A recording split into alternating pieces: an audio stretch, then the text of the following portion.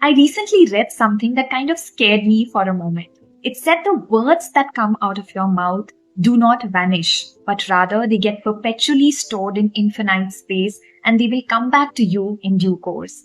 And this just made me, realize that sometimes in moments of anger, frustration, irritation, we tend to use words very, very carelessly, throwing around words full of bitterness, words that are harsh, not realizing that, what goes around comes around. So the words that we're using for another person today, are bound to come back to us in one way or another. So I think it's so important to be, mindful of what we are speaking, watching our words, because I'm sure, that when we will be at the receiving ends of those harsh words, we won't find it pleasing. While on the flip side, the good words that we use are also definitely going to make their way back to us.